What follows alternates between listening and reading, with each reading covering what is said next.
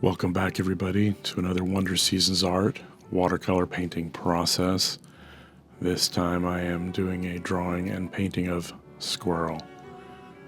This is for my friend Suzi, who is a far better artist than I am, but she demanded a squirrel painting, so I'm doing Mr. Teacup, who is the squirrel that shows up at her house and steals food from her, I guess, or whatever squirrels do.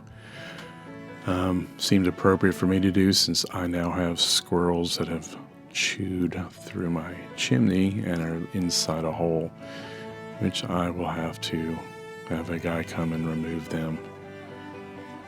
Squirrels chew on everything, and they're everywhere.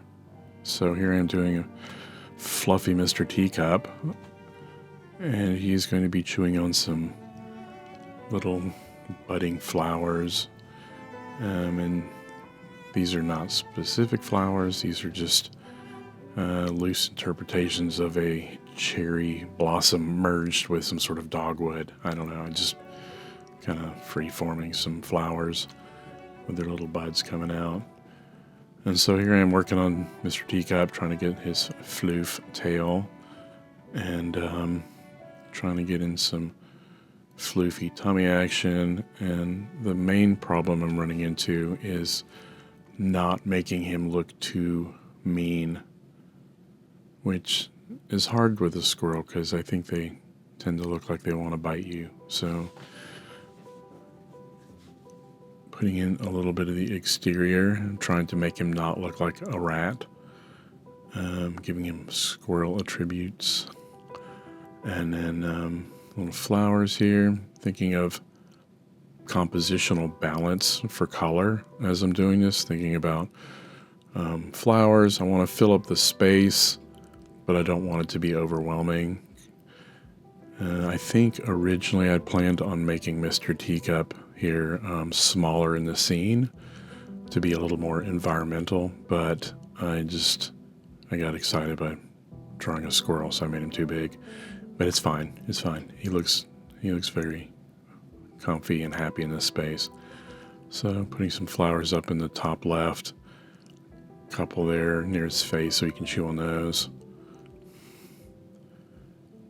Okay, so now I'm switching to the watercolor. I'm done with drawing part, and I'm wetting down the area that's going to be the sky,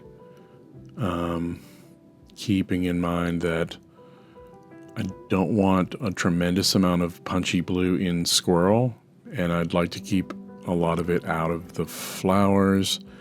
But in thinking of this, the squirrel's fur is kind of a blue-gray easily. I mean, it's probably in real life more warm, but for the scene, it would be okay if blue gets in his fur.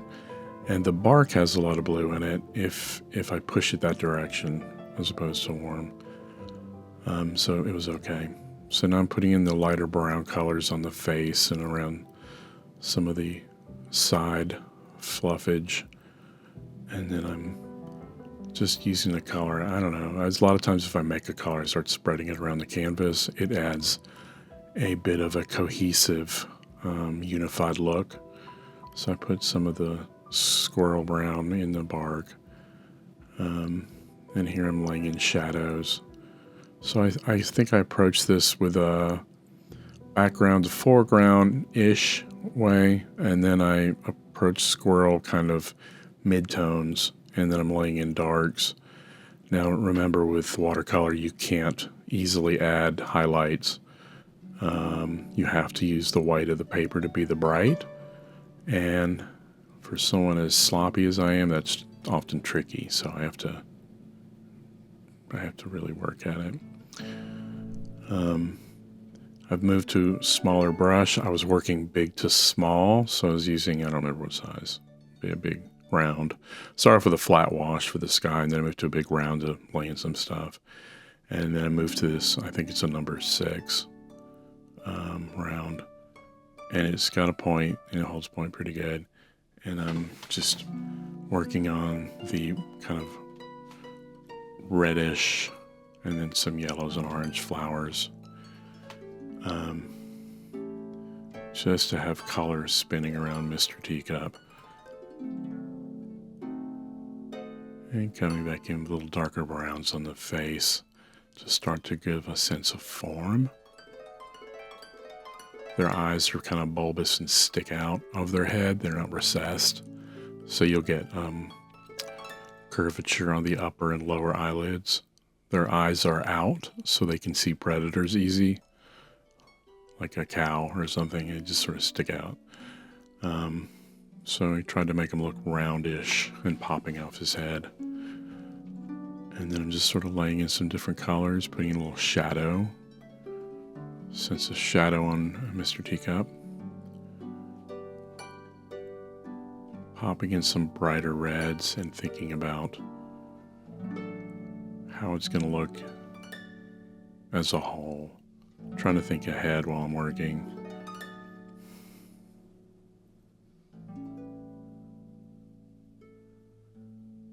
If you look at a lot of trees, they tend to be kind of gray-brown. And they're not typically very warm and brown. They're kind of more very neutral, gray browns, grays, maybe darker colors. So in this one, I was just kind of using the gray that was a little different than his fur. But then I put some of it in his fur, so I guess it didn't really matter, but just gray. And then here I am coming back and working bright reds around the scene. I was playing with some, is that a magenta, kind of a reddish purple, hitting the centers with some warm yellows.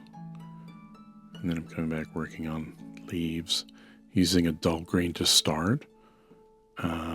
Typically when you look at leaves, especially once they're mature, they have a lot of red in the green. They're sort of desaturated. All right, so here I'm trying to address some issues with the white with designer white gouache from Winsor Newton. It adds sort of a frosty white without overpowering. And if this didn't work, I guess I would have to try white ink or maybe white acrylic, but acrylic is very shiny and would stand out from the matte look a watercolor gives you. So I think gouache is probably your best bet. You can come back in with like a white ink pen and hit some spots. Sometimes that works. Ink can be a little shiny too, so you just gotta be careful when you're working.